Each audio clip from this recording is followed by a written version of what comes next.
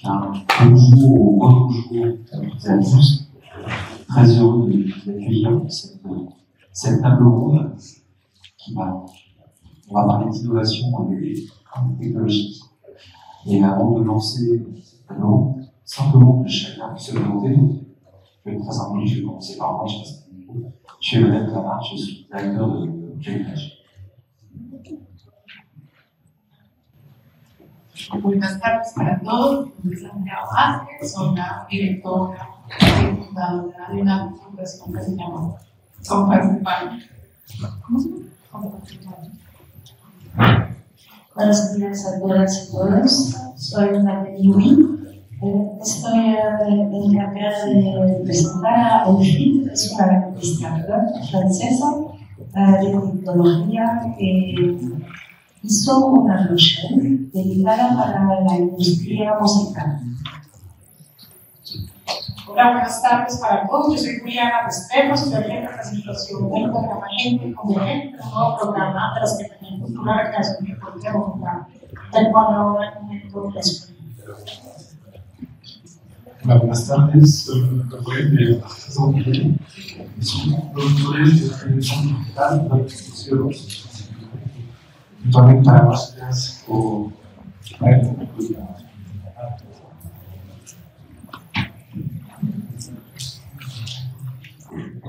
Avant de lancer la discussion et l'échange, alors c'est un échange qu'on aura également entre nous.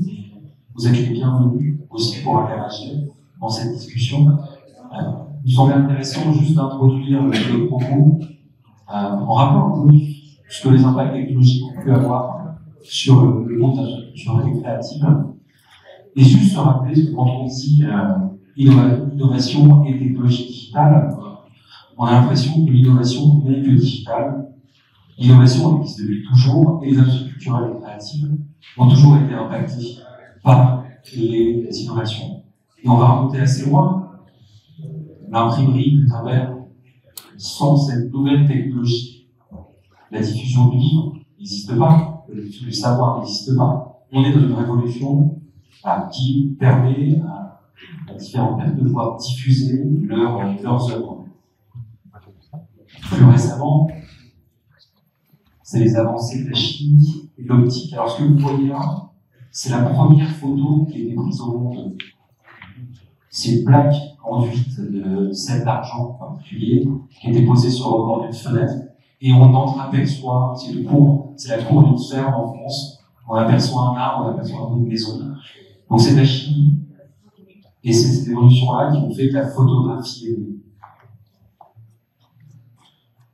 On se rapproche de notre propos aujourd'hui, de ces culturelles créatives telles qu'on le définit souvent aujourd'hui. Ça, c'est le fameux cinématographe inventé par les frères Lumière. C'est de la mécanique. Donc ça reprend les techniques de la photographie pour imprimer une image sur une pellicule.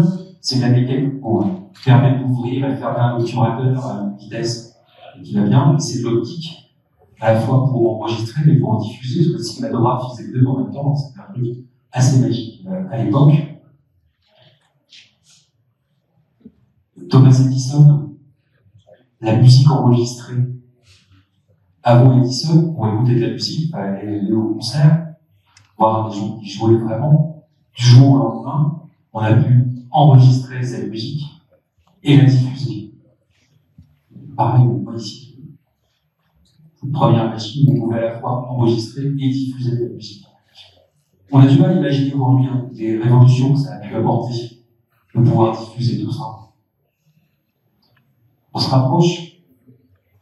Sputnik, le premier satellite qui est envoyé dans l'espace, il y a 70 ans. Avant, pour diffuser un contenu en direct d'un continent à l'autre, on avait une solution qui s'est développée tout au long du XXe siècle, qui sont les câbles sous-marins, qui existent encore, et on est venu changer la donne avec l'arrivée des satellites. Alors, Sputnik, c'est pas lui qui faisait juste bip, on un bip. Et c'était une révolution technologique qui a permis de développer un nouveau moyen de diffusion pour les contenus culturels. L'informatique, l'arrivée de l'informatique, ce que vous voyez là, c'est ce qu'on considère être le premier jeu vidéo. C'est Bertie de Brain, qui n'était pas la volonté de créer un jeu vidéo. C'était des gens qui développaient un ordinateur. Aujourd'hui, notre moindre téléphone a 1 million de fois plus de puissance que dans Bertie de Brain. Et pour montrer la puissance de cet ordinateur, en 1951, l'idée qu'ils ont eue, c'est de créer en français, un orpion, je sais pas comment on dit, c'est des petits plateaux, ce jeu tout simple, pour montrer la capacité de l'informatique. Et c'est de là que naît l'industrie, quelque part, du jeu vidéo. Donc vous voyez qu'il y a plein d'éléments comme cela, de nouveautés technologiques au long des siècles, qui ont eu des impacts sur nos industries.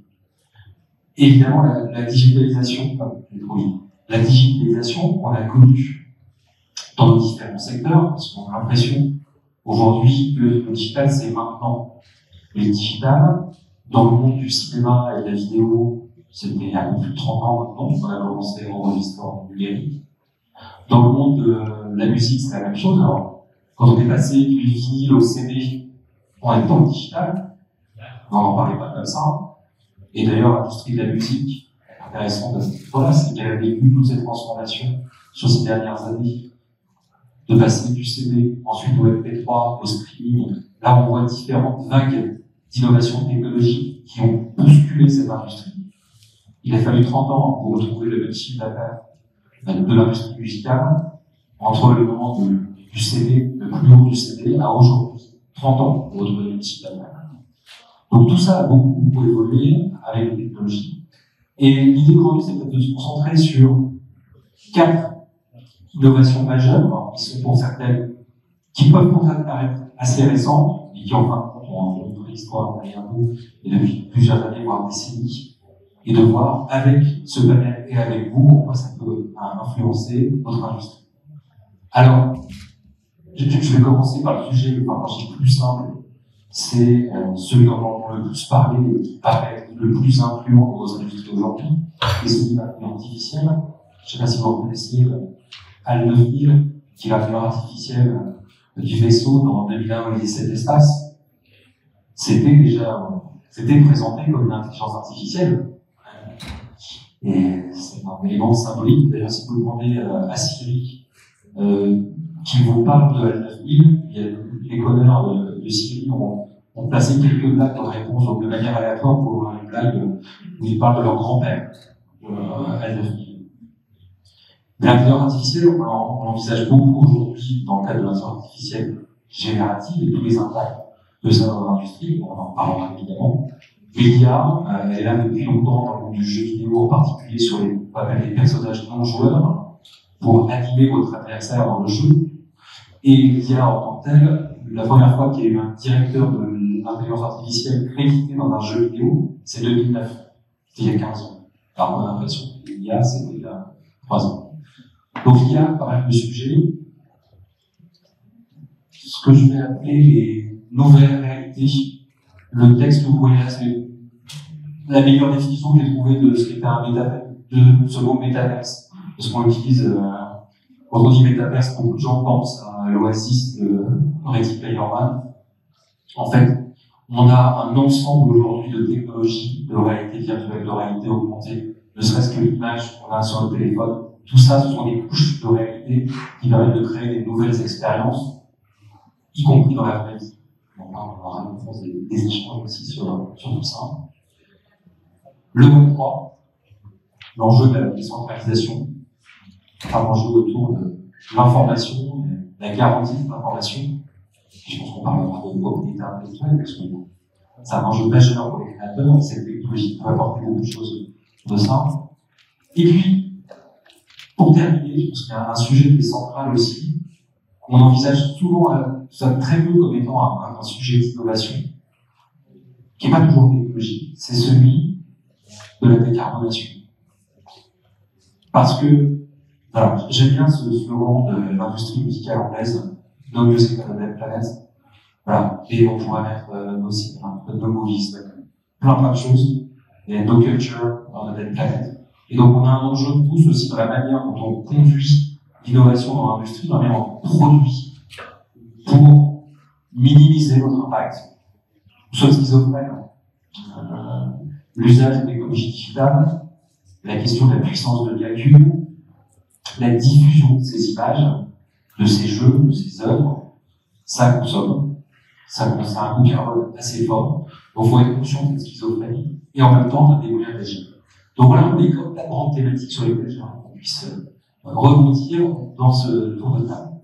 Alors, je ne sais pas qui c'est commencer sur la question de l'intelligence artificielle. Est-ce que parmi vous, au-delà de l'intelligence artificielle générative, est-ce que vous avez une expérience, tout ce que vous faites, vous, soit en formation, soit dans vos productions qui utilisent l'IA?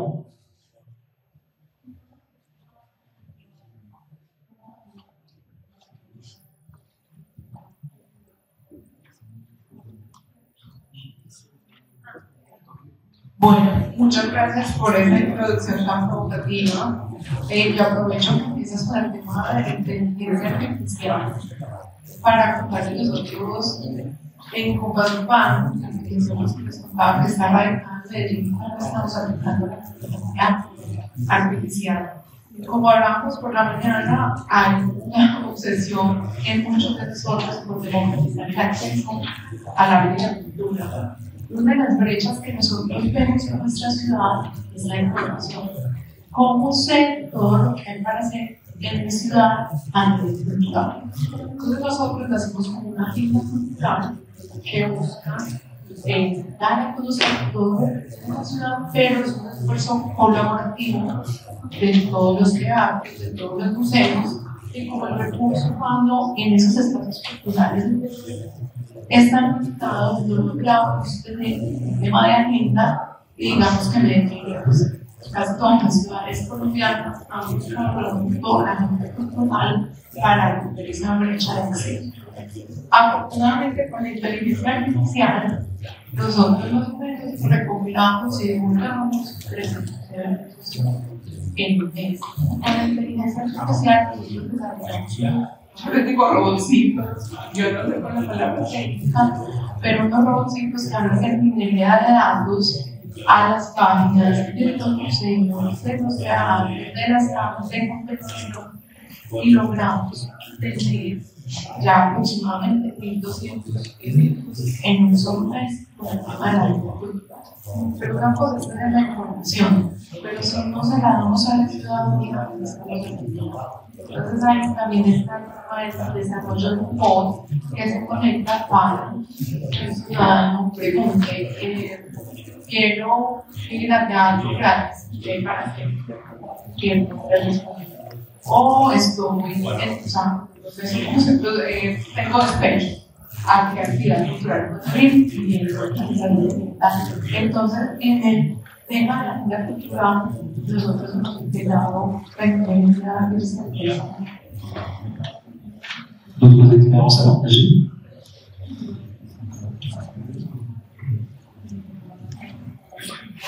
Yo, tal vez, alguna cosa que compartir son más los límites que tiene la inteligencia artificial. Estamos creando, compartiendo, y lo que permite el ser humano tampoco lo permite la inteligencia artificial. Se ha distribuido mucho herramientas, Photoshop, escribir un texto, escribir. Pero sin embargo, lo que observamos es la creación de la televisión. Significa somos un poco más podemos de la inteligencia artificial, no solo una innovación, pero yo permite todo. Juste une chose, je dis souvent qu'une intelligence artificielle n'a pas vécu de traumatisme. Et voilà, la création, elle est notre histoire individuelle, et pour l'instant, peut-être qu'on traumatisera les IA.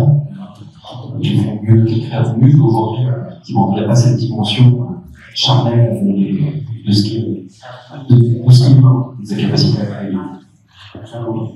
Como funciona la inteligencia artificial y que va a crear según lo que ha visto. Entonces, eso es la innovación. Solo por ejemplo, identidad, cosas que hemos visto, cosas que ha visto el ser humano, esta cosa más aleatoria, ¿no? La creatividad que no tiene inteligencia artificial. voy a hacer una simplicidad de lo que acabas de decir, porque pues, de alguna manera, acaso los artistas y los creadores no tienen que creando a partir de cosas que hizo, ¿sabes? Lo que chicos de emoción, el que no tiene facilidad, a ver,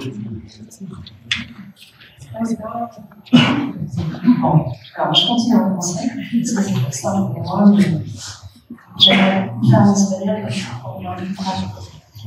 pour répondre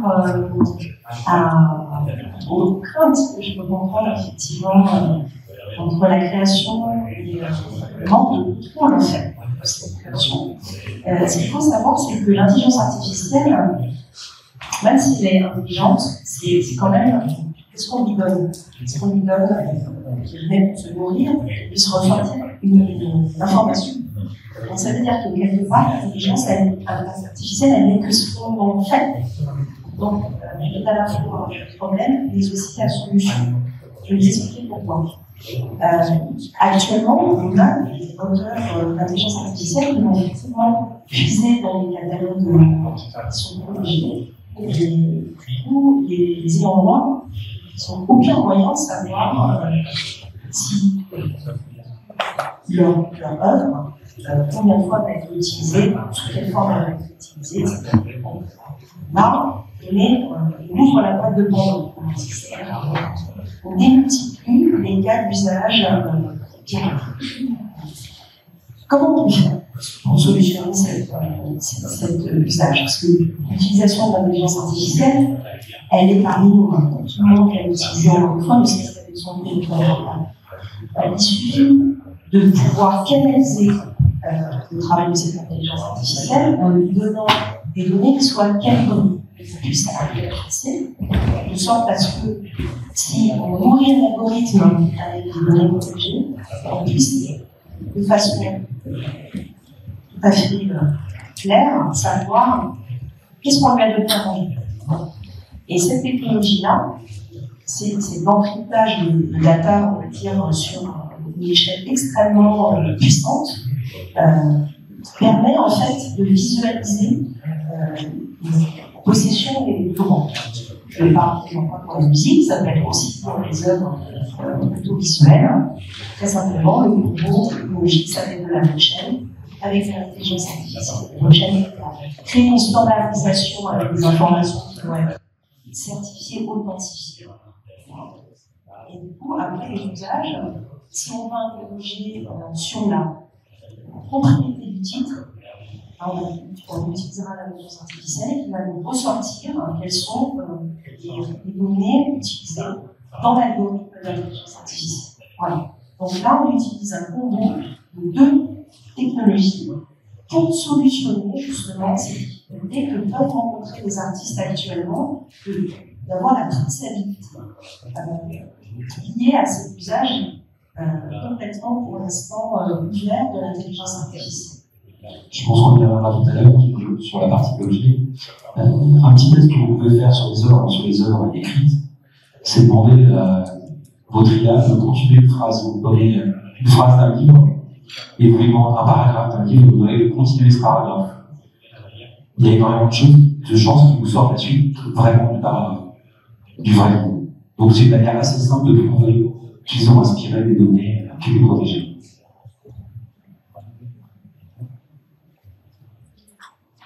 Sí, yo creo que llevamos tantos años alimentando todos los sistemas de datos y de información que somos un poco víctimas de nuestros propios inventos. Y ya tenemos un universo de datos, de nombres, de números, de información que permite en este momento, pues que a través de la inteligencia artificial podamos tener historias y datos completas en cine, literatura, en música. Estoy de acuerdo, uno siempre se queda como con esa idea del artista original, del creador, pero en realidad creo que la inteligencia artificial está entregando unos insumos valiosísimos a los creadores y tal como tú decías, pues en realidad tenemos que aprender a usarlo y aprender a saber qué tomar, cómo preguntarle, cómo incitarla a que entregue lo que tú quieres. Yo, hace muchos años, digamos que todos los emprendimientos de Internet llegaron a Colombia, digamos, a finales del siglo pasado, y en ese momento yo trabajaba en Medellín, y creo que era la primera oficina que desarrollaba proyectos para Internet. Lo digo sabiendo que era así. Y ahí nos inventamos un personaje que se llamaba Camila Mortis. Estoy hablando del año 91. Y Camila Mortis era un personaje de inteligencia artificial. Era predictivo. Entonces teníamos un desarrollador amigo nuestro que se había ido de vivir a Londres. Tal vez estábamos muy adelantados para el momento, con tantos inventos que estuvieron adelantados para su momento y no vieron la luz. Pero entonces Camila Mortis, uno podía conversar y entablar, y si uno estaba solo, era como una amiga en internet. Se llamaba Camila Mortis porque nacía en el momento en que pasabas a hablar con ella y moría cuando le desconectabas, entonces todo el tiempo vivía y moría. Pero claro, Camila Mortis era tremendamente limitada, porque no encontraba todavía, y nosotros sabíamos bien cómo nutrirle, pero le tenemos un nutrir para que nos entregara, ni seguramente el programador tenía la capacidad para, a veces contestar lo que no era. Todo esto para decir que seguramente Camila Mortis hoy sería un genio, sería Siri, ¿no? Era una Siri muy criolla, por llamarlo de alguna manera, pero yo sí creo que las cosas que se pueden hacer con inteligencia artificial dependen de todo lo que le hemos entregado al universo de datos, y es una oportunidad fantástica para los creadores y para las industrias culturales y económicas. Creo que también es muy interesante preguntarse cuál es el momento, cuál es el acto de creación, o qué fue el nuevo o la gallina, sobre todo con tecnologías como el blockchain, que nos permiten ver toda la trazabilidad de donde se conectó la inteligencia artificial para crear esta obra, y ahí referenciar los derechos patrimoniales al autor, al artista, del cual la inteligencia artificial se basó para crear esa obra. Entonces creo que acá también, y de pronto como algo separado, como la creación humana, la creación de la inteligencia artificial, no a que nos referimos como por ese hecho creador en este mundo artístico y cultural. Et on a eu les mêmes débats au moment de la création de la photographie, quand les peintres faisaient des portraits des grandes familles. Voilà, comme j'ai exploité une photo qui leur pris leur boulot, et c'était une autre manière de produire et de créer. Voilà. Il y a des limites, et François diffuse de ce qu'on parle de question d'éthique. Il y a un vrai enjeu sur l'éthique, l'utilisation de ces outils, c'est essentiel. Et moi, ce qui m'étonne beaucoup, c'est que la fiction, depuis plus d'un siècle, depuis la fin du 19e, parle plus ou moins d'intelligence artificielle. Ça a commencé avec Frankenstein, quelque part, de créer quelque chose. Et je vous montrais, de l'Internet de l'espace, des exemples sans dans la fiction. Donc on n'a jamais autant réfléchi à un sujet, on n'a jamais eu autant d'émunis pour y répondre quand vraiment ça arrive. C'est juste une petite réflexion personnelle.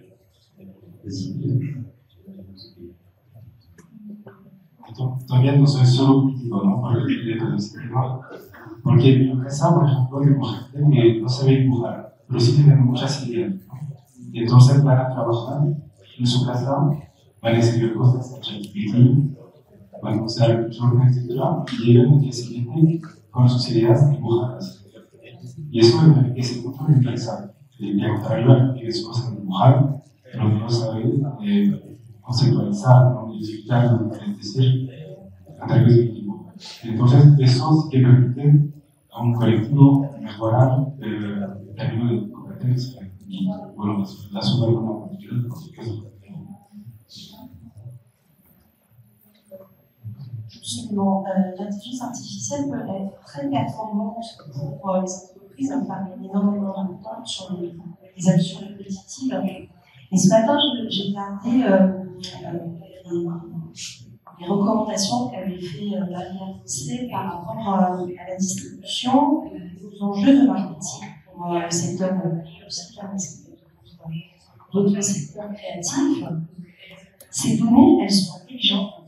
Et ne pas les maîtriser, c'est se couper d'une partie de son public, des préférences de son public. Et donc, quand on est un jeune artiste, le mettre son marché, c'est primordial.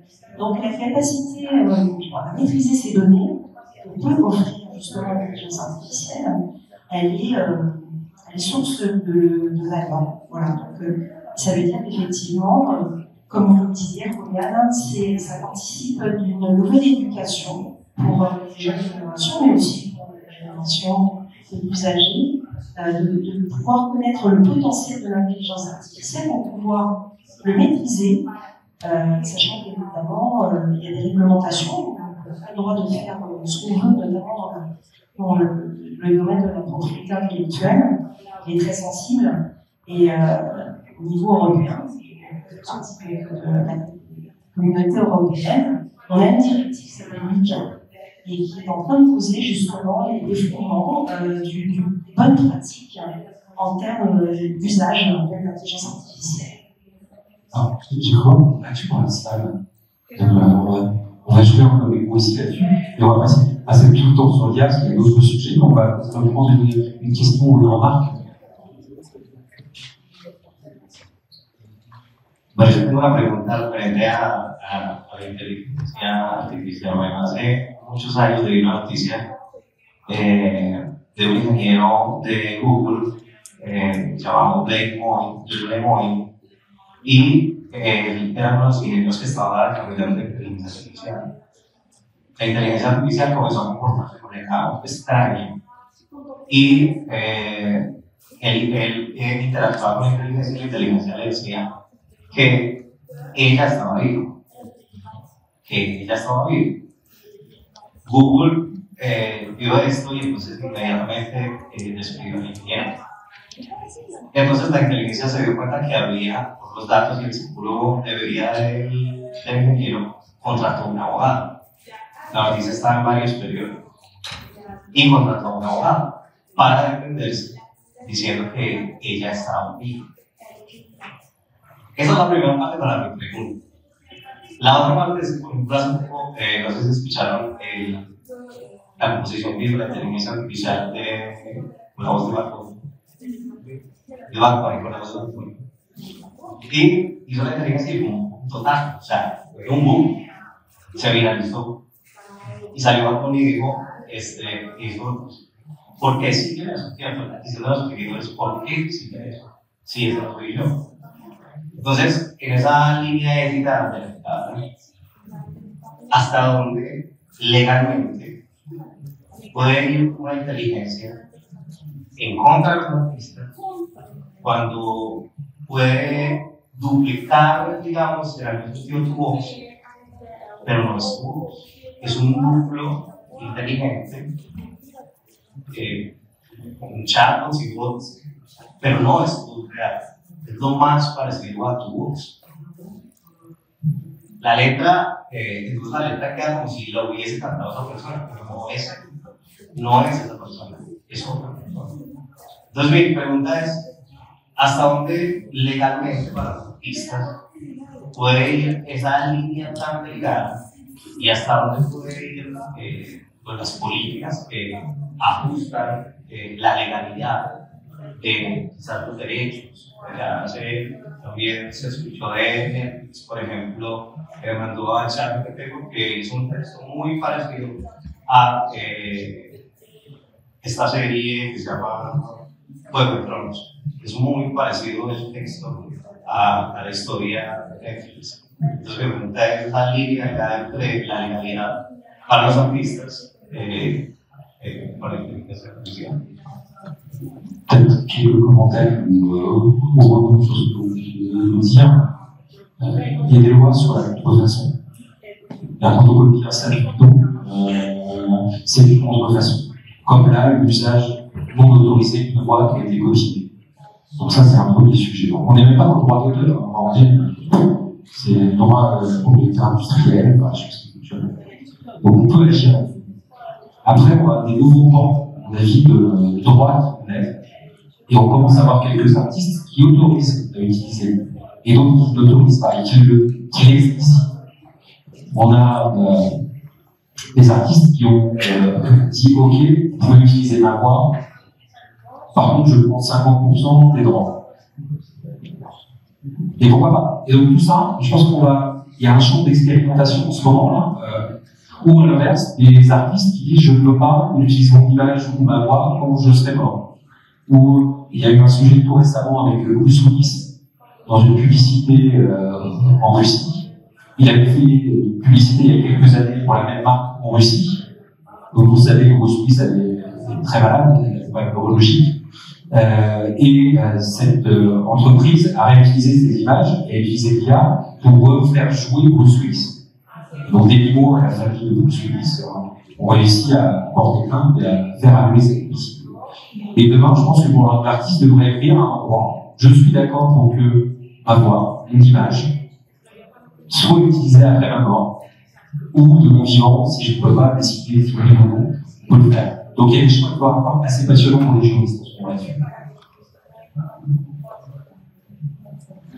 Sí, de acuerdo, hay como un trabajo largo para los abogados, para la administración, como en el caso de nuestro gobierno, que no traigo con la tecnología, que ha exigido, digamos, a estos campos empezarse a renovar y a repensar. Es como lo que pasó con Creative Commons en su momento, ¿no? Y que todavía sigue siendo una polémica y hay gente que piensa que no es posible hacer apropiación de una obra, que es posible hacer usos citando al autor, que se debe mantener, digamos, la manera más purista de los derechos de autor. Sin embargo, Creative Commons abre nuevas posibilidades al uso de las imágenes en Internet, al uso de las imágenes, pues gracias a que cuando ya es una imagen, un audio, un video en Internet, pues le está dando un universo y entonces es muy difícil ya tener control de los derechos. Entonces creo que ya digamos lo que pasa es algo similar al ejemplo que tú ponías, que pasó con Liberty en su momento, pues no teníamos inteligencia artificial, pero ahí hubo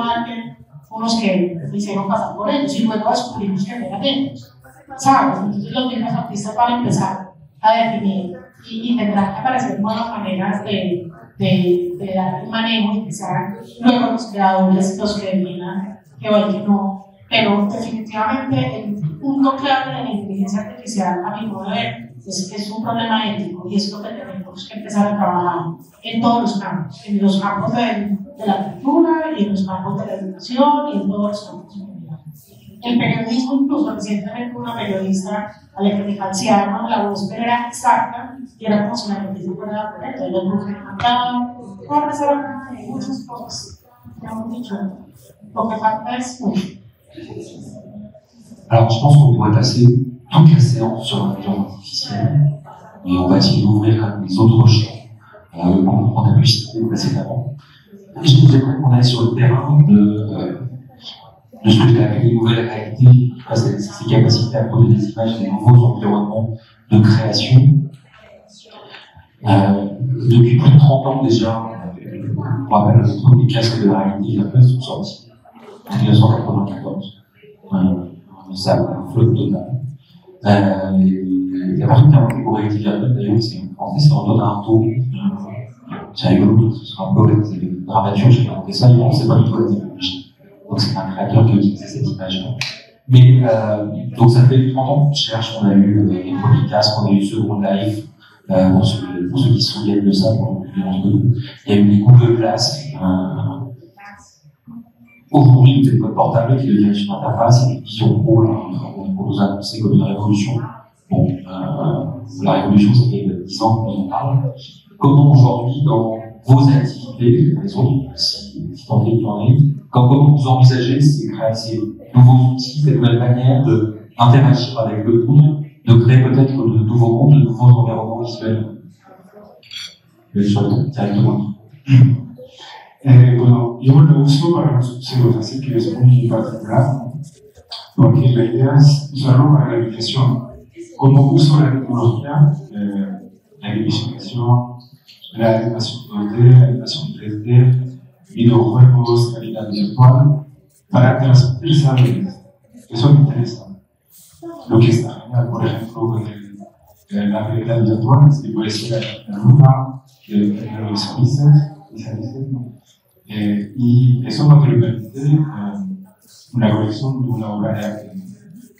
Entonces, a mí me interesa mucho que el museo sea un sitio de experimentación, porque sí que lo permite, es un museo de oceanografía, de etnografía, de ciencia, de arte, y se puede probar todo este tipo de tecnología que viene de la industria normal de la electrónica, puede ser la industria de construcción, y la usas para los interesados.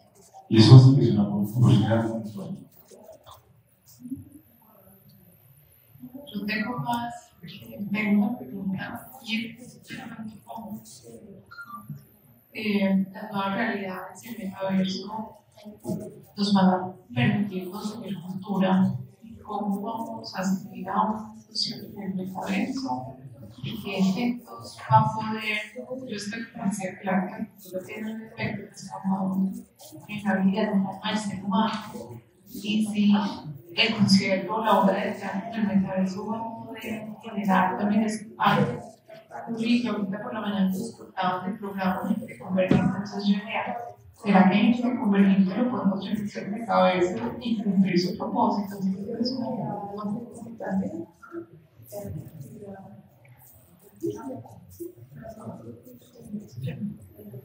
Les quiero contar un poquito qué es el Convergente.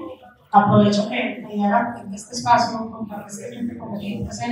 Es un nuevo programa de la Secretaría de Cultura, Educación y Deporte que busca convertir a Bogotá en un gran foco de creación digital. Vamos a concentrar nuestros esfuerzos en 4 subsectores, porque obviamente cuando uno habla de convergencia digital es muchas cosas, es infinito y no estaríamos para notarlo.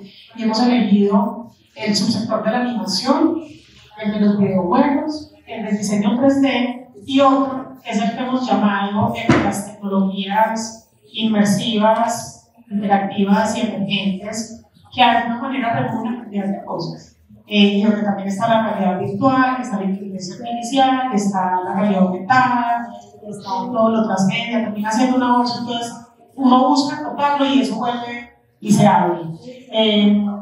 Es un programa en que durante los 4 años pues tiene una inversión importante como para estos subsectores. Este año lo estamos trabajando de la mano de Maloca y también de APENIA. Vamos a tener unos programas de formación especial para esos subsectores y también todo un plan de fortalecimiento de estas industrias, en particular de las industrias en Bogotá, para poder fortalecer a los que hacen animación en Bogotá, poder fortalecer a los desarrolladores de videojuegos, poder desarrollar a todos los que crean contenidos con inteligencia artificial, con realidad aumentada, realidad virtual y también los que tienen producciones en 3D. Entonces, estos son grandes rasgos y quería comentarlo. Teníamos una presentación, pero creo que con eso quiero dejarles como la historia de nuestra parte de la Secretaría y la Alcaldía. Y para responder a tu pregunta, yo en realidad soy una enamorada de los contenidos 3D. Yo creo que hay muchos conciertos que empiezan ya a vivir en el metaverso y creo que igual en el fondo hay un espíritu de un creador que también puede ser un desarrollador o un programador que ha creado unas imágenes o unos sonidos que les llevan a otros lugares. Entonces hay una cantidad de gente ahí trabajando que logra transportarse, incluso en las mismas artes. En estos días aquí está Diana, compañera mía, gente que nos contaba que vio una experiencia que a mí se me quedó resonando mucho, que según usted la conocen porque creo que es una experiencia francesa. Lo que nos contaba, digamos que las tecnologías en nuestro país en particular, digamos las artes visuales las han adoptado muy bien, la música de alguna manera, solo la música electrónica ya empieza a tener, digamos, otra cosa y empieza a entrar en el mundo digital de manera mucho más temprana que las otras músicas tradicionales.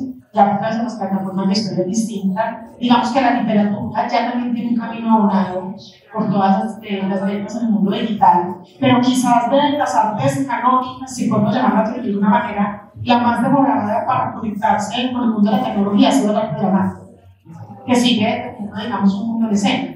Sin embargo, nos contaba Diana un explano que vio en una feria en España, en Francia, en Chile.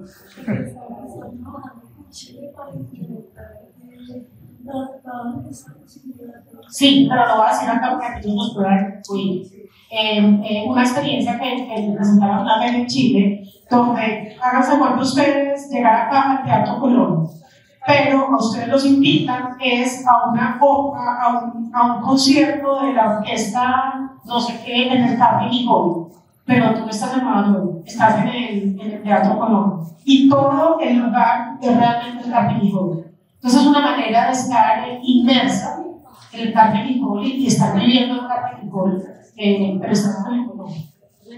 Pues hay una cantidad de cosas que ya pasan y creo que la experiencia, yo pues es que pienso que ya estamos en ese punto en el que uno empieza a no saber dónde está parado, pues hay un público que está en el mundo real acá, en el mundo digital, y no debería tampoco importar esa diferencia. Si estás en medio de esa creación y si decides aceptar ser parte de eso. No sé si con eso respondo. Et d'ailleurs, pour les artistes qui utilisent tous ces modes d'expression, ce matin je citais Jean-Michel Jarre. Jean-Michel Jarre a fait des concerts réels, qui en fait toujours. Il a fait un concert deux dans le métaverse, dans un qui a rassemblé 75 millions de personnes. Voilà. Et en tant qu'artiste, c'est un autre moyen de diffuser, et ça ne vient pas effacer l'autre. C'est des compléments, c'est autre chose, et c'est des nouveaux outils pour créer aussi. Oui, tout à fait. Pour compléter ce que tu l'as donné, je crois qu'on a un qui nous a marqué, c'était le Québec, quelques années, quand on était tous enfermés chez nous, sur Fortnite. Un artiste comme Travis Scott rassemblait 12 millions de, je sais pas comment dire, téléspectateurs sur Fortnite pour un concert qui était virtuel. Voilà. Et c'est important de comprendre aussi la logique de la virtualité. La virtualité rend possible des choses qui sont dans la réalité impossibles. Donc, pour des artistes, c'est une façon, on va dire, supplémentaire de multiplier le succès d'une œuvre, de la diffuser dans le monde entier. À une époque où, on va dire, les impacts environnementaux sont mesurés. La virtualité peut être une solution aussi, parce que tout le monde n'a pas les moyens de se payer des tickets hors de prix pour aller voir sa star préférée. Et donc, il appartient aux organismes, aux tiers-lieux, de mélanger justement ces possibilités liées à la technologie virtuelle pour influencer ces créateurs qui n'aient pas peur d'aller dans ces technologies dès lors qu'elles soient accessibles pour pouvoir faire des créations un peu plus immersives pour leur public. Voilà, donc moi je suis plutôt sur une logique, on va dire, où l'artiste dispose désormais d'une technologie qui lui permet d'aller un step plus loin de ce qui est permis de faire notamment dans le domaine musical.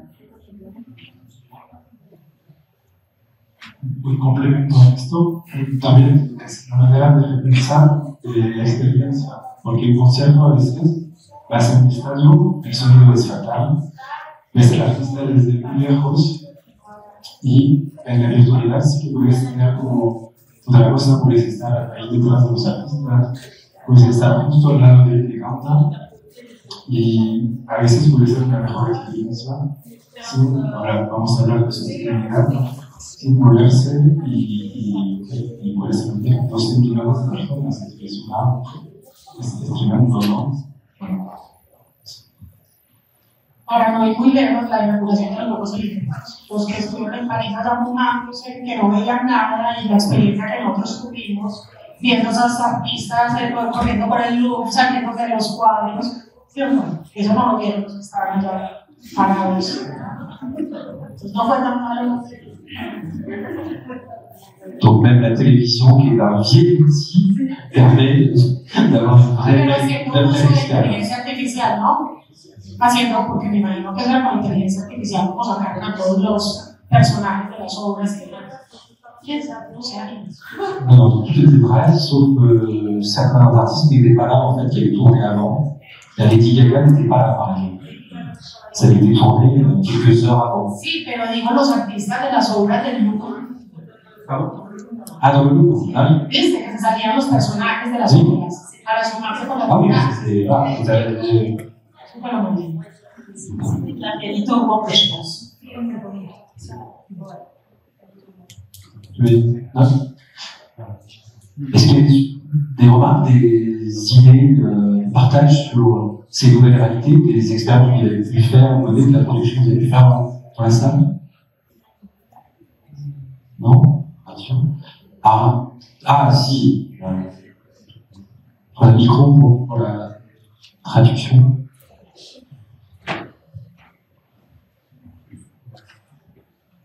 Hola, casi. Sí, todo el tiempo me quedo la pregunta. Aparte de cómo empezamos a utilizar la inteligencia artificial, en Bogotá y en Colombia también es chévere la pregunta de cómo estamos reaccionando desde el arte al uso de la inteligencia artificial. Es decir, ¿qué está pasando en nuestras formas creativas cuando nos gusta tanto el hecho de que todo se está volviendo mediado por la inteligencia artificial? Y como artistas nos ponen en otras circunstancias que también son muy positivas. O sea, como viéndole la cara bien positiva a la inteligencia, que es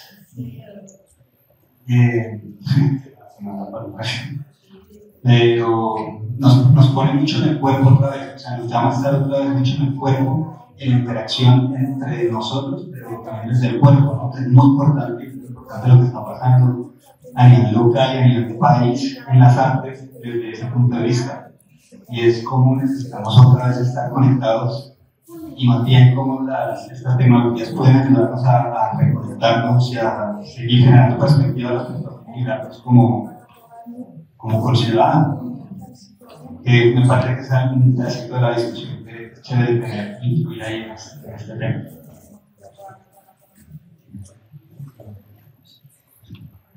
Hola, buenas tardes. Yo quiero resaltar un poco lo positivo de la inteligencia artificial. Les voy a poner un ejemplo. Una persona ciega, hace 1 o 2 años, para poder ver una foto necesitaba que otra persona la describiera. Y dependía 100% de los ojos con que se estaba viendo esa foto. Hoy en día, esa misma persona ciega tiene una inteligencia artificial en su celular, toma la foto, y la inteligencia artificial le describe puntualmente, sin emoción, lo que hay en esa fotografía. Me refiero sin emoción de la que le está leyendo, le está interpretando la imagen. Y le lee lo que ella interpreta en los rostros, en una foto, quién está sonriendo, qué expresan sus ojos, cómo se ve el fondo, los colores de la ropa, y esto ha permitido algo que se llama pues, la inclusión, ¿sí? También toma foto, va caminando y toma una foto, y digamos, va caminando del punto A al punto B, y entonces la inteligencia artificial le indica por dónde, a la derecha, a la izquierda, arriba, abajo. Si no puede, llama a una persona, ¿sí? Que son los voluntarios que están detrás de esto, llama a esa persona y esa persona, a través de la cámara, puede guiar a esa persona ciega. Entonces, es muy, muy importante esos desarrollos positivos que tienen este tipo de inteligencias. Gracias.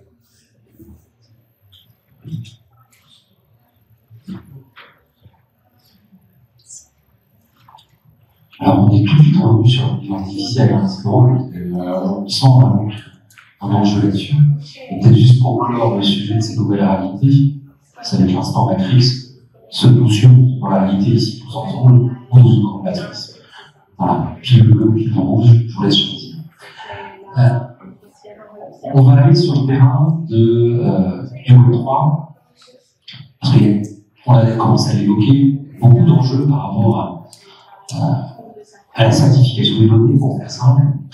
Mais peut-être, pour commencer, parce que c'est quand même un mot qui se prend blockchain, je suis pas sûr que beaucoup de gens aient bien en tête ce que ça peut faire.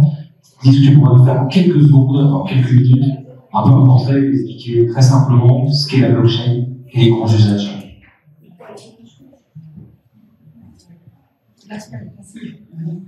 Mais vraiment très très simple. Ouais, très très simple, parce que sinon on va faire une présentation dessus. En fait, une blockchain, c'est comme un gros cahier qui va vous permettre, de certifier une opération. Voilà. C'est comme si vous alliez chez le notaire, vous disiez, voilà, j'ai fait ça, certifie-moi.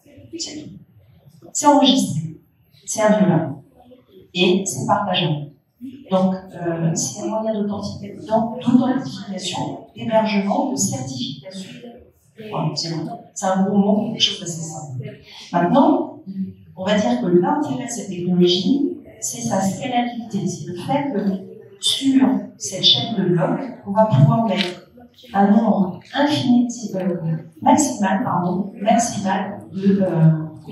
d'informations. Voilà. Et ce qu'on pourrait pas faire rentrer dans un clavier ou dans un serveur hébergé chez quelqu'un. Voilà.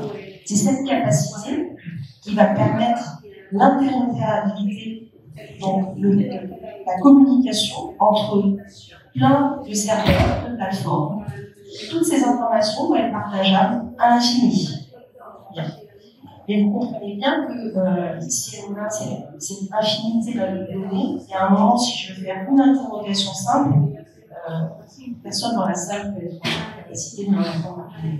Donc, on va faire appel à l'intelligence artificielle pour poser la question et faire de la curation de cette information pour avoir une réponse instantanée. Voilà, c'est ça la blockchain. Donc, si j'utilise un cas d'usage simple, notamment sur le droit d'auteur, on a énormément de données qui sont imparfaites, qui sont peut-être fausses d'ailleurs, qui se contredisent mutuellement, qui ne sont pas complètes, qui ne sont pas opérables les unes avec les autres. Donc, on est assis sur un tas de données qui est juste très très mal rangé. Avec la blockchain et avec l'intelligence artificielle, le combo des données, ça va nous donner une lecture de ces informations et par conséquent, une valeur pour ces informations, une valeur pour celui qui a créé les œuvres, les créations, quelles qu'elles soient, et aussi une valeur associée à l'usage de ces œuvres. Ce qu'on n'a pas jusqu'à présent. Parce que pour aller jusqu'à cette capacité d'analyse, il faut payer encore d'autres structures qui vont vous faire l'analyse des données. Donc, vous voyez que cette simplification, cette interopérabilité, cette transparence, ça va bouger les lignes de nos industries et musicales et des contenus, et par conséquent, ça va donner un petit peu plus de visibilité aux créateurs et à ceux qui utilisent les créations. Et donc, plus d'interactivité entre les deux. Le créateur, il va comprendre quels sont les usages souhaités par le public. Il va pouvoir orienter ses créations. Deuxième exemple, actuellement, on a des plateformes, par exemple comme Spotify, qui dépensent énormément d'argent pour analyser les données de consommation de ces plateformes. Elles ne sont pas toujours justes, parce qu'elles sont hétérogènes. Donc ça veut dire que si je fais un nettoyage massif de toutes ces données, je vais faire forcément des économies, donc je vais laisser ces coûts qui coûtent cher à toutes ces entreprises, que ce soit au niveau des plateformes, au niveau des labels, voire même au niveau d'un artiste qui va faire un projet, et là, c'est avec de la musique, avec de l'image, avec du jeu. Je vais simplifier cette compréhension qui est derrière la donnée, et du coup, je vais pouvoir créer de la valeur parce que je vais avoir une vision 360 de mon utilisation et de qui, à la fin de la chaîne, utiliser les informations. Alors, vous l'avez compris, c'est au cœur de ce business, des sujets. Et est-ce que pour vous autres, dans vos activités, dans vos environnements, vous avez des usages, des cas d'usage qui est la blockchain, en réalité, crypto-monnaie, c'est un jeu autour de ça. Ouais. Aquí podemos hablar de los NFTs, ¿no? Los NFTs, que hacen parte de ello. Yo creo que, digamos, en mi experiencia propia, pues ahora, ambiente convergente y antes, en la experiencia con museos en Colombia, se ha intentado mucho el tema de NFTs y yo siento que la experiencia aquí no ha sido tan fácil, ¿sabes? Creo que es una cosa que todavía la gente no entiende bien. Y los que lo explican, parece que lo entienden muy bien, pero no se acerca el auditorio entendió lo que ella explicó, por ejemplo, y no es porque te esté diciendo que no me explicas muy bien por qué lo opinas, pero es tan complejo. Tú crees que es muy simple, pero es tan complejo y pasa lo mismo con los NFTs. Tengo experiencia de compañeros que han trabajado conmigo en otras partes, que son grandes diseñadores que han logrado hacer mucho dinero con NFTs, con sus ilustraciones. El dinero que no lograron hacer en Colombia con NFTs lo están haciendo muy bien con gente que entiende muy bien. Pero no sé qué es lo que ha pasado con el tema del blockchain y el NFTs, que es muy hermético todavía. No sé si pasa lo mismo en Francia, aquí, y no sé si el auditorio, si alguien quiere contradecir lo que yo estoy diciendo, porque al menos en la experiencia mía no se logra. Nosotros ahora tenemos UNICEF tiene una experiencia de NFTs que estamos viendo si lo integramos a gente convergente con obras de arte, y posiblemente lo haremos si ya queremos el resultado. No hemos tenido todavía ninguna experiencia con el caso Pérez Vicente.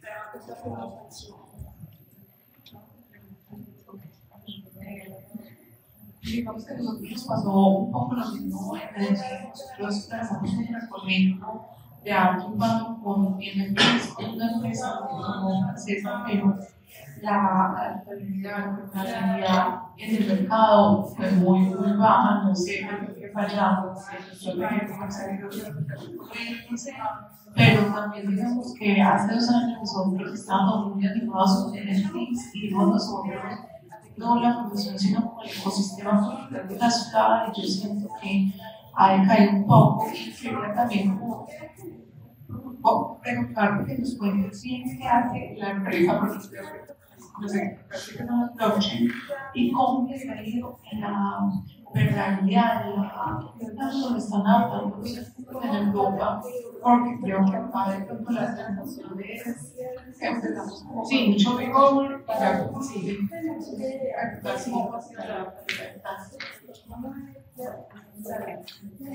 Alors, je comprends parfaitement les réticences, et elles sont logiques. Pourquoi? Parce que, en fait, pour cette technologie, elle ne fonctionne pas, on va dire, s'il n'y a pas certains ingrédients. C'est comme une bonne recette, si vous ne prenez pas les bons ingrédients, ça ne marche pas. Donc, le premier ingrédient, il y a effectivement l'ingrédient technologique. Je vais l'expliquer, je vais brosser rapidement. Mais il y a aussi un ingrédient humain, qui est fondamental. C'est celui de la communauté. C'est-à-dire que si vous lancez une tokenisation, c'est-à-dire vous associez à un usage une crypto-monnaie, et que derrière, il n'y a pas de communauté qui soit créée, c'est-à-dire des gens qui potentiellement sont intéressés à vendre, acheter, échanger, commercialiser, ça ne marchera pas. Donc, sur tout projet à blockchain, il faut faire une étude liminaire pour savoir quel est le dynamisme de la communauté. Si je vous prends un exemple, les premiers, on va dire, la première crypto-monnaie qui est extrêmement, comment je pourrais dire, connue, c'est le Bitcoin. Bitcoin. On va dire que c'est un effet de mode. Il y a des gens qui ont cru, il y a des gens qui n'ont pas cru. Derrière, il y a eu une espèce de spéculation qui n'était pas très saine. Donc aujourd'hui, derrière le Bitcoin, c'est avoir fait une bonne affaire parce que le Bitcoin, il a été limité dans sa création. Et donc les happy few qui en obtiennent, je crois que c'est 69 000 euros le Bitcoin. C'est extrêmement haut sur le marché de la crypto-monnaie. Ok. Mais c'est pas ça le but du jeu. Le but du jeu, c'est, comme je vous l'ai indiqué, quand vous avez une multiplicité d'informations et que vous voulez avoir, on va dire, la traçabilité de ces informations, le blockchain est utile. Si vous voulez faire de la tokenisation, par exemple de droit d'auteur, eh bien, il faut que cet auteur il est une communauté, c'est-à-dire qu'il y ait des gens derrière qui soient intéressés par ces produits. Sinon, vous allez fabriquer artificiellement une économie qui n'intéresse personne. Voilà. Donc si je prends un parallèle qui est ce qu'il est, mais je pense que c'est représentatif, quand vous avez affaire à des jeunes qui collectionnent des cartes Pokémon, Ça pourquoi je sais plus, c'est pas capable de vous dire le prix d'une petite carte comme ça. Et pour les jeunes, ils échangent, je ne sais pas combien de fois le prix pour certains, parce qu'ils ont une rareté. Voilà. Et c'est une communauté. Une communauté qui a, on va dire, un intérêt sur le produit. C'est ça qu'il faut créer. Pour que la tokenisation et toute l'économie du NFT fonctionne. Donc, pour des artistes comme les grands artistes colombiens, je l'ai dit, il y a un marché derrière à tokeniser, merchandising par exemple, des places de concert, et aussi des usages, c'est-à-dire inviter par exemple des personnes à rencontrer l'artiste, à faire des voyages, à avoir des expériences avec lui. Voilà. Donc, ce sont des exemples très concrets. Je pense que dans les projets peut-être dont vous parliez, il n'y a pas eu cette vision de savoir quel est le potentiel de la communauté derrière le projet. Et du coup, c'est tombé à plat. Voilà. Peut-être pour basculer, avant de basculer sur le dernier sujet, un exemple très concret aussi d'un usage possible. La question de la billetterie. Vous achetez un billet de concert. On l'a vu dernièrement avec ces concerts pour la reformation d'Oasis. Les billets sont vendus très vite. Il y a déjà la revente noire d'une manière illégale de ces billets, donc avec aussi derrière la spéculation. Peut-être que vous êtes déjà fait avoir aussi en achetant un billet qui vous disait j'ai un billet à vendre et qui vous envoie ce QR code et qui a déjà rendu à 10 personnes avant. Si ce billet est hébergé sur une technologie certifiée comme la blockchain, ça permettrait même à l'artiste de dire en amont, moi je veux que mon billet ne soit pas rendu plus cher que son prix d'achat. Qu'on sache exactement qui en est le propriétaire à un instant T.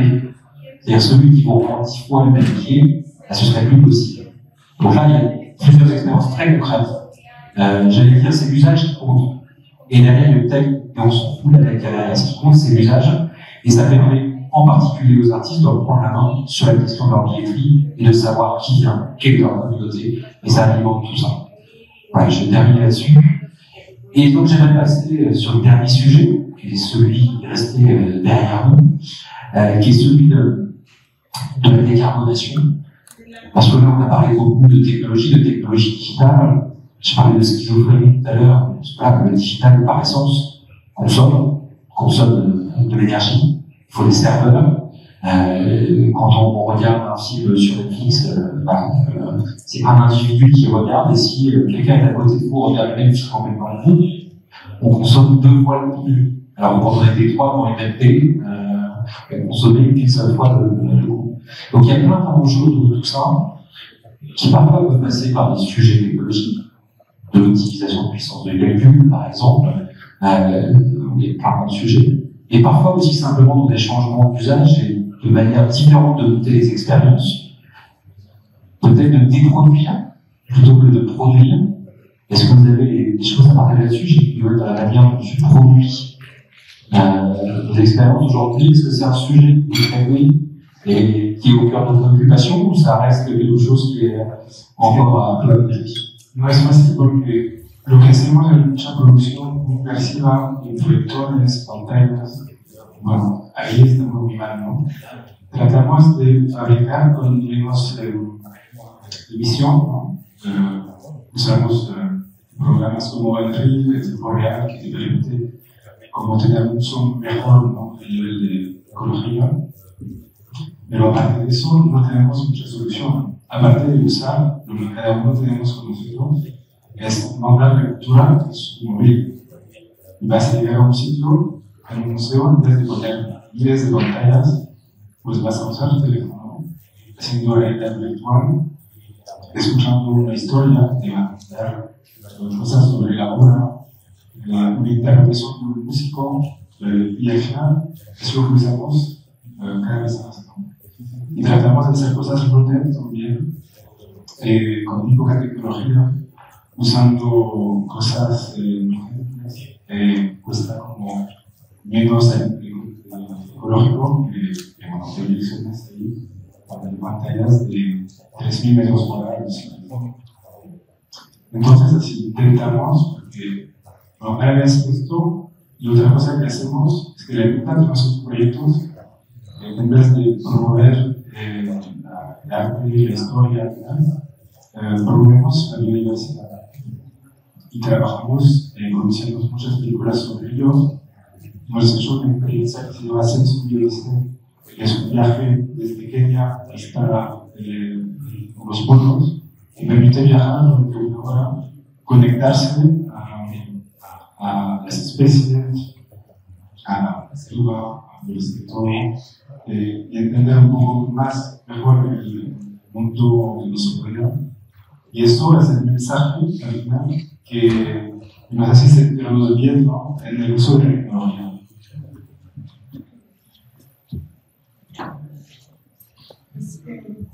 Solo agregaría que es una buena respuesta como para poder equilibrar, ¿no? Que con contenidos uno logre al menos aportar un poquito al salvar el planeta. Porque para empezar, los computadores son, los desechos electrónicos son una cosa horrible para el planeta. No se degradan, vamos a tener montañas de equipos electrónicos, de teléfonos celulares, de teclados, de chips y demás. Porque hay muchos artistas que trabajan con esos, que hacen reciclaje electrónico, pero hay mucho más reciclaje electrónico que eso. Pero creo que una buena salida es aprovechar esos equipos para transmitir mensajes positivos y que eduquen y que formen en todo lo que debemos hacer los seres humanos.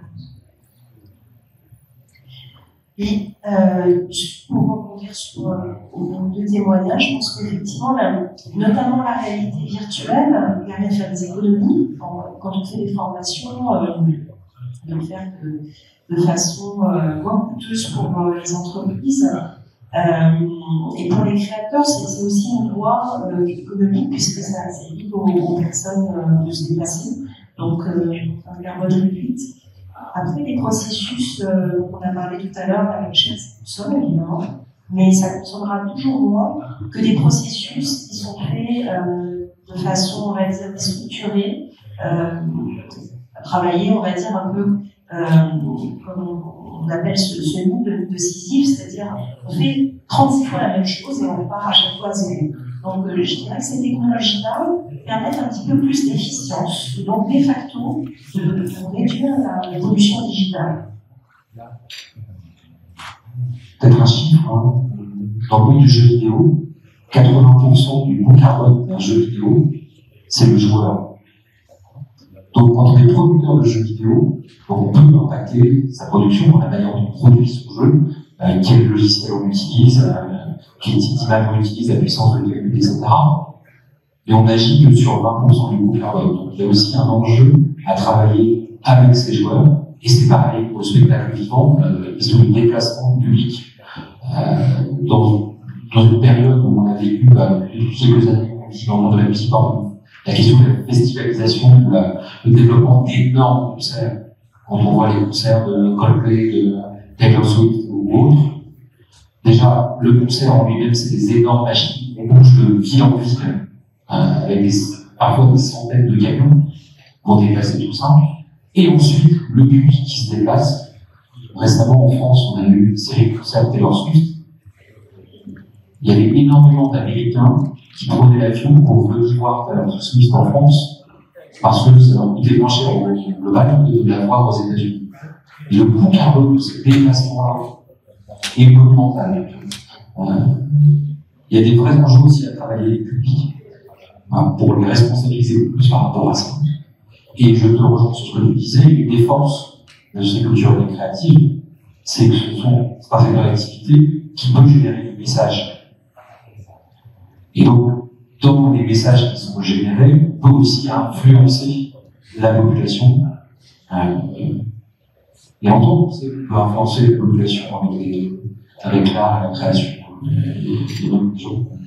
Le PEC catégorisait ça en exemple très noir.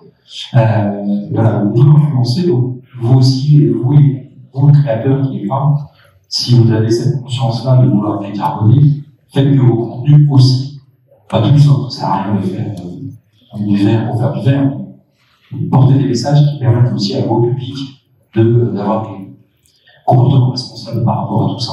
Et puis, souvent, le schizophrénie, on a vu un bateau à voile, on a traversé l'Atlantique, on a un camping pour avoir les coups, et on commence par ailleurs.